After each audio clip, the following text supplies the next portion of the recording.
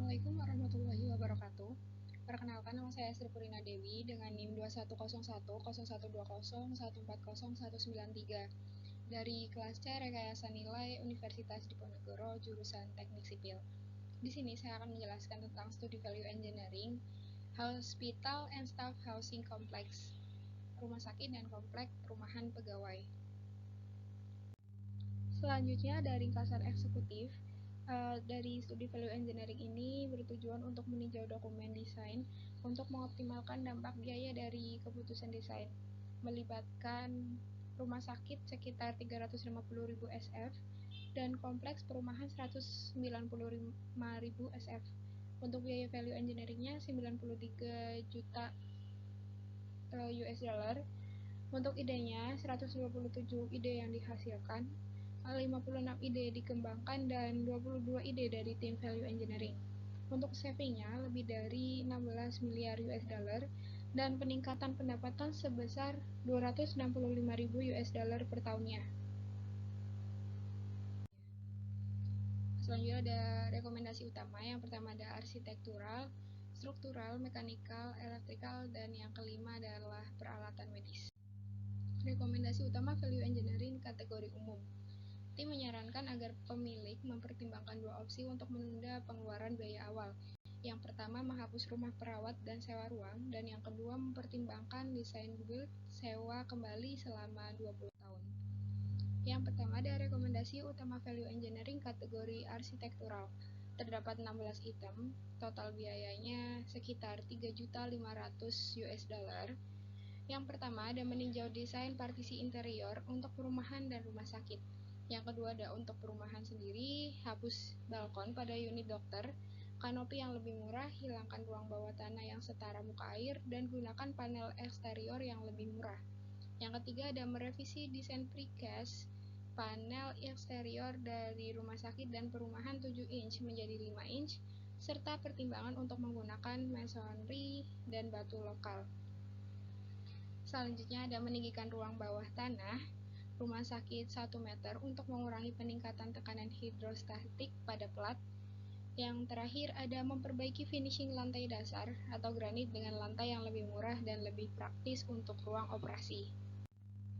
Yang kedua ada rekomendasi utama value engineering kategori struktural. Terdapat dua item dengan total biaya sekitar 130.000 US dollar. Yang pertama ada merevisi sistem struktural menjadi belah dasar atau flat slab dan meningkatkan lantai ke lantai dengan catatan desain asli dengan ketinggian 13 kaki tidak ekonomis. Yang kedua ada menyederhanakan permukaan tanah dan plat lantai dasar untuk mengurangi perubahan kemiringan. Yang selanjutnya yang ketiga ada rekomendasi utama value engineering kategori mekanikal. Terdapat 14 item dengan awalnya sekitar 1 juta US dollar dan 110.000 US dollar per tahunnya dalam penghematan biaya tahunan. Yang pertama ada menggabungkan jalur sanitasi dan pembuangan limbah di dalam gedung. Yang kedua ada mempertimbangkan untuk menghilangkan pabrik pengolahan limbah. Yang ketiga ada mempertimbangkan untuk menyediakan sistem penyimpanan energi termal air dingin sebagai sarana pelepasan beban listrik selama jam sibuk. Yang keempat, ada mempertimbangkan untuk meningkatkan kenaikan suhu air dingin dari 42 derajat Fahrenheit menjadi 46 derajat Fahrenheit dari seluruh koil pendinginan. Yang kelima, ada mendesain kamar tidur pasien umum untuk suhu desain dalam 75 derajat Fahrenheit lebih tinggi dari 65 derajat Fahrenheit selama musim dingin. Yang keenam, menggunakan pendekatan sistem volume udara variabel sentral daripada koil kipas fan coils pada kamar pasien umum. Yang keempat, ada rekomendasi utama value engineering kategori elektrikal. Terdapat 11 item dengan penghematan biaya awal sekitar 3.800.000 US dollar dan 100.000 US dollar per tahun dalam biaya tahunannya. Yang pertama ada mengkonfigurasi ulang sistem distribusi listrik lokasi proyek untuk mengoptimalkan penggunaan distribusi tegangan tinggi. Yang kedua, mengganti parabola dengan perlengkapan lensa prismatik dan balas elektronik dengan faktor daya tinggi. Penghematan energi tidak mengimbangi biaya awal. Yang ketiga, ada mengkonfigurasikan ulang pencahayaan luar ruangan untuk mengurangi jumlah tiang. Yang keempat, memusatkan sistem Uninterruptible Power Supply atau UPS. Yang kelima, ada memindahkan switchgear lebih dekat ke pusat beban. Yang keenam, ada mengubah voltase pendingin atau chiller dari 280 volt menjadi 380 volt. Yang kelima, ada rekomendasi utama value engineering kategori peralatan medis. Terdapat 9 item dengan biaya awal sekitar 7.500 US dollar dan 650.000 US dollar per tahunnya pendapatan tambahan. Yang pertama, mempertimbangkan untuk menunda beberapa item untuk menunda biaya sampai beban pasien meningkat untuk menciptakan kondisi yang impas. Yang kedua, mempertimbangkan untuk menambahkan peralatan tertentu untuk menghasilkan pendapatan tambahan dengan menambahkan satu pemindai suatu ultra tambahan, menambahkan 3 tempat tidur tambahan pada hemodialisis untuk pasien pediatri yang tidak tercover, menambahkan 2 mesin sinar X radiografi seluler. Yang ketiga, area penghematan potensial terbesar diisolasi oleh pandangan kritis pada peralatan medis Denvan, menghilangkan item yang berlebihan dengan perkiraan peralatan bangunan konstruksi, mendapatkan peralatan lokal di mana tersedia dengan biaya yang lebih rendah. Selanjutnya ada deskripsi proyek, persyaratan rumah sakit, jumlah tempat tidur 180, luas tanah 500.000 SF, parkir satu mobil per tempat tidur plus staf dan rawat jalan, site plan yang telah disediakan, perumahan atau asrama, diperlukan untuk mengakomodasi semua dokter dan total 130 perawat, area rekreasi harus disediakan. Untuk teknik struktural sipil, yang pertama ada lokasi pengolahan air limbah, limbah yang didaur ulang untuk irigasi, pendingin rumah gedung utilitas, oksigen, dan insinerator. Selanjutnya ada struktur memulai plat berongga inti dengan rangka beton bertulang. Untuk arsitekturnya, dari segi dinding, interiornya partisi drywall dengan 2 lembar di setiap sisi. Eksteriornya panel beton plat cetak dengan luas jendela 20% atas. Untuk lantai vinilnya, secara umum dengan lobi dan granit lantai dasar ditentukan di area tertentu. Bahan finishing dari fascia, panel beton plat cetak. Dinding partisi selesai, cat enamel, ceilings ubinnya jenis Armstrong dan papan gypsum kedap air untuk area basah. Area yang dipilih dalam panggilan ruang bawah tanah untuk pelangit-langit logam linear. Selanjutnya ada sistem mekanik, sistem air panas dan air dingin, sistem osmosis atau ionisasi air, sistem drainase air hujan, oksigen, vakum dan peralatan sistem jaringan medis lainnya, pemanas ventilasi AC yang terdiri dari 4 pendingin udara, ukuran tidak termasuk peralatan di luar area. Selanjutnya ada kipas angin dengan ventilasi udara di ruang pasien umum. Selanjutnya ada kipas angin di ruang rawat jalan umum.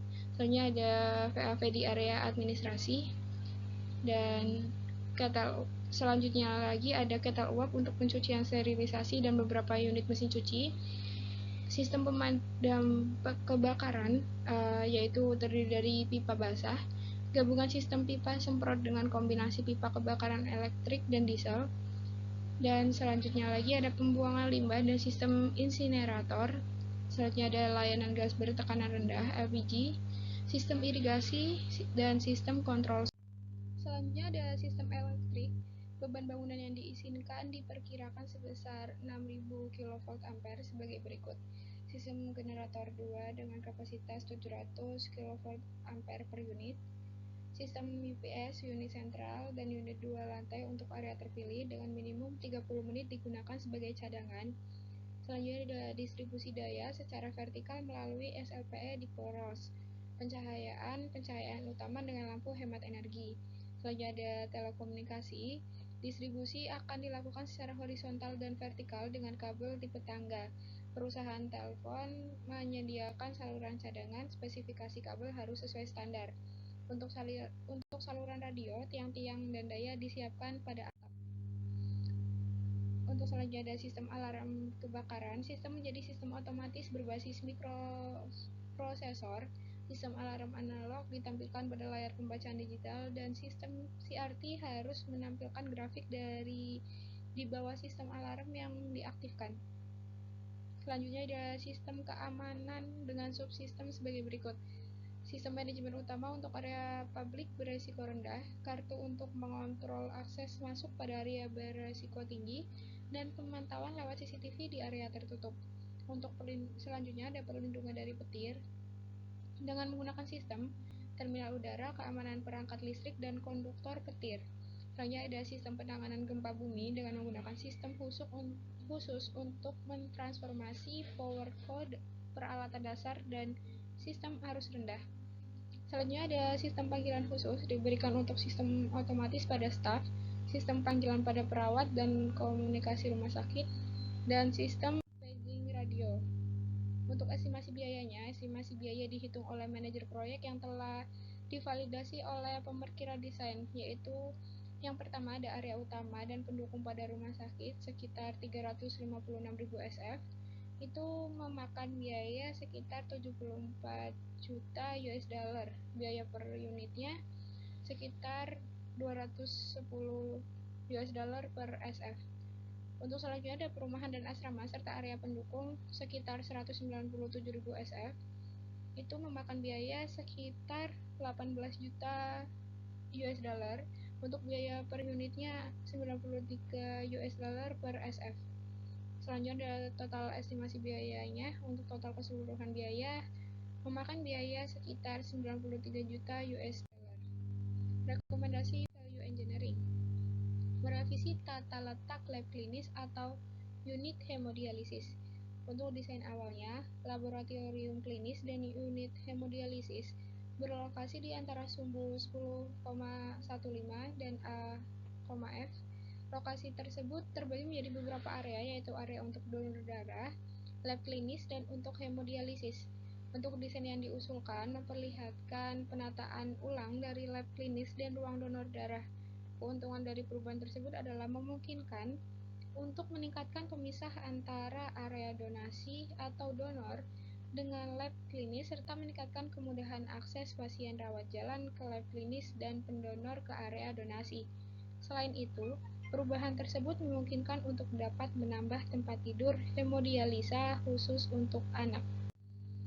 Untuk diskusi kelebihan dan kekurangannya, tata letak yang diatur ulang meningkatkan aliran pasien rawat jalan ke laboratorium dan donor darah ke laboratorium area donasi menjadi privasi laboratorium klinis yang diperlukan.